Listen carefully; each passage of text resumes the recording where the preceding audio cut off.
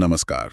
आज हम एक बहुत ही दिलचस्प और थोड़ी जटिल होम्योपैथिक रेमेडी की गहराई में उतर रहे हैं। जी। ट्यूबरक्युलिनम बोविनम कैंट, या संक्षेप में कहें तो टब। हाँ, टब। हमारे पास जो जानकारी है वो एक होम्योपैथिक टेक्स्ट से है, और आज हम इसके विरोधाभासी लक्षणों को समझने की कोशिश करेंगे। बिल्कुल, इसमें वो जिंदगी जीने की जबरदस्त इच्छा और साथ ही एक गहरी बेचैनी, ये दोनों चीजें दिखती हैं। हाँ, ये काफी अनोखा कॉम्बिनेशन लगता है। जी, और ये समझना जरूरी है, पर कुछ शब्दों में इसे बताना मुश्किल है। टब एक खास तरह का उपचार है, नोसोट कहते हैं इसे, मतलब बीमारी के तत्व से ही बनता है। अच्छा, तपेदिक से संबंधित? हाँ, उसी से। और इसकी जो तस्वीर है वो काफी नाटकीय है। मरीज एक पल में ठीक, शांत, और अगले ही पल गुस्से में या कुछ तोड़ने फोड़ने पर उतारूं। बहुत अप्रत्याशित। तो ये जो गहरा असंतोष है, शायद यहीं से शुरू करें। टेक्स्ट कहता है कि ये मरीज किसी चीज से कभी खुश नहीं होते। सही है। बच्चों में ये बहुत साफ दिखता है। जानबूझकर शरारत करना, कीमती चीजें तोड़ देना, बेवजह गुस्सा करना। और बड़ों में भी यही। हाँ, पैटर्न वही रहता है। चिड़चिड़ापन, छोटी छोटी बातों पर भड़क जाना, अपने साथी पर बेवजह चिल्लाना, उनके साथ रहना मतलब थोड़ा मुश्किल हो सकता है।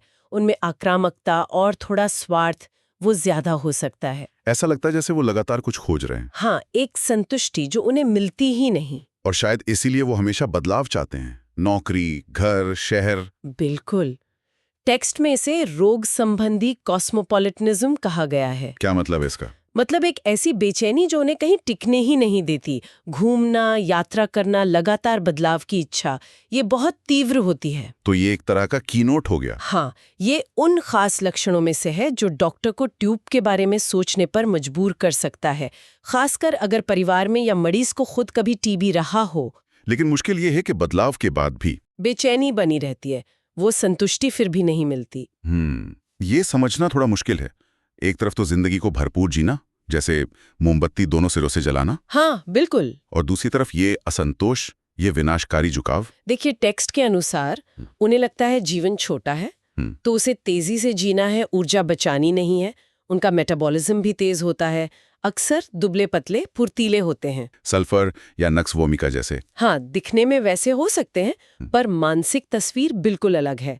लेकिन इसका दूसरा पहलू ये है कि अगर कोई बीमारियों ने पकड़ ले तो वो बहुत तेजी से कमजोर होते हैं, विनाश की तरफ बढ़ते हैं। शायद इसीलिए उनके अंदर अनजाने में मृत्यु और विनाश का एक गहरा भाव होता है, जो उन्हें शायद और तेजी से जीने के लिए उकसाता है। इस मानसिक तस्वीर के साथ कुछ बहुत खास शारीरिक लक्षण और पसंद नापसंद भी जुड़े हैं ना? हाँ, बिल्कुल। कुछ बहुत ही विशिष्ट की नोट्स हैं।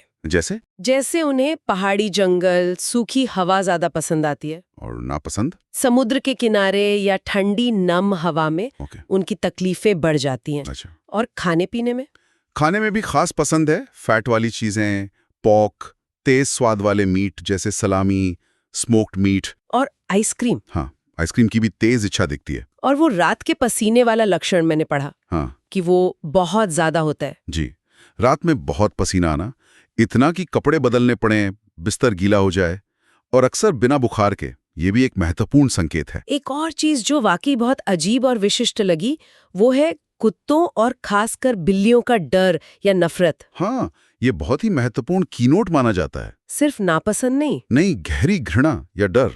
मरीज बिल्लियों को छूना बर्दाश्त नहीं कर पाता, यहाँ तक कि एलर्जी भी हो सकती है। बाप रे। इसके अलावा ठीक हो चुके मामलों में भी कभी कभी विनाशकारी कल्पनाएं हो सकती हैं। जैसे किसी को चाकू मारने या हड्डियां कुचलने के ख्याल आना। और यौन इच्छा भी बहुत प्रबल होती है, जिससे रिश्तों में अक्सर उथल-पुथल रहती है। इतनी जटिल तस्वीर है। तो ये रेमेडी कब दी जाती है? क्या ये कॉमन है? नहीं, इसे नियमित रूप से नहीं दिया जाता। मुख्य संकेत तो तपेदिक का व्यक्तिगत या पारिवारिक इतिहास है।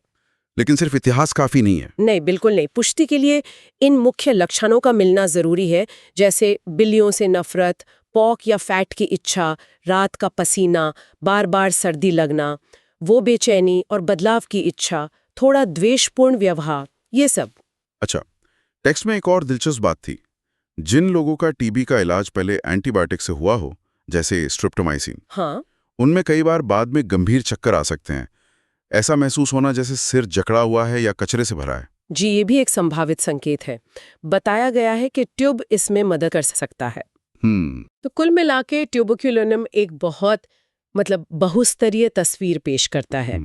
इसमें जीवन शक्ति का आवेग है, गहरा असंतोष है, बदलाव की अंतहीन तलाश है। और साथ ही कुछ बेहद अनोखे शारीरिक लक्षण और डर। बिल्कुल। ये वाकई सोचने पर मजबूर करता है कि कैसे किसी व्यक्ति का शारीरिक इतिहास जैसे तपेदिक या उसका एंटीबायोटिक उपचार इस तरह के गहरे और विशिष्ट मानसिक, भावनात्मक और शारीरिक लक्षणों के ताने-बाने से जुड़ा हो सकता है। जी हाँ, ये संबंध अपने आप में काफी गहरा है। इस पर वाकई और सोचा जा सकता है।